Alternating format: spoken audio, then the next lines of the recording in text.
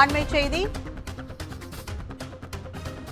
தயாநிதி மாறன் தொடர்ந்த அவதூறு வழக்கிலிருந்து தன்னை விடுவிக்க கோரி எதிர்க்கட்சித் தலைவர் எடப்பாடி பழனிசாமி மனு அளித்துள்ளார். கூடுதல் விவரங்களை தலைமை செய்தியாளர் சிவா வழங்க கேட்கலாம். வணக்கம் சிவா, இந்த கூடுதல் விவரங்கள். தற்போதும் தயாநிதி மாறன் தொடர்ந்த அவதூறு வழக்கிலிருந்து விடுவிக்க கோரி எடப்பாடி பழனிசாமி சென்னை சிறப்பு நீதிமன்றத்தில் தற்போது ஒரு மனு தாக்கல் செய்திருக்கிறார். மத்திய சென்னை எம்பியாக இருந்த தயாநிதி மாறன் தொகுதி மேம்பாட்டு நிதியை முறையாக செலவிடவில்லை என கூறி மக்களவைத் தேர்தல் பரப்புரையின் போது அதிமுக பொதுச் செயலாளர் எடப்பாடி பழனிசாமி குற்றம் சாட்டியிருந்தார்.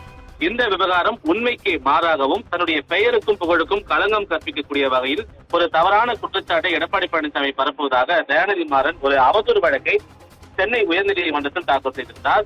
இந்த அவதூறு வழக்கிலிருந்து தன்னை விடுவிக்க கோரி எடப்பாடி பழனிசாமி மனு விசாரணைக்கு உகந்தது அல்ல என்று தயாநிதி மாறன் தரப்பு வழக்கறிஞர் நீதிமன்றத்தில் வாதத்தை முன்வைத்திருந்தார்.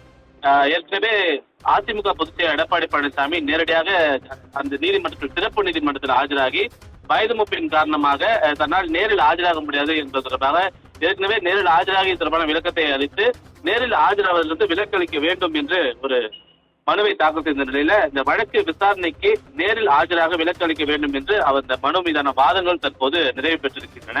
எனவே அக்டோபர் 16ஆம் தேதி உத்தரவு பிறப்பிக்கப்படும் என்று நீதிபதி ஜெயவேல் இந்த வழக்கின் மீதான உத்தரவை தற்போது வழங்கி வழக்கை அக்டோபர் 16ஆம் தேதிக்கு ஒத்தி வைத்திருக்கின்றார். கற்பகம்.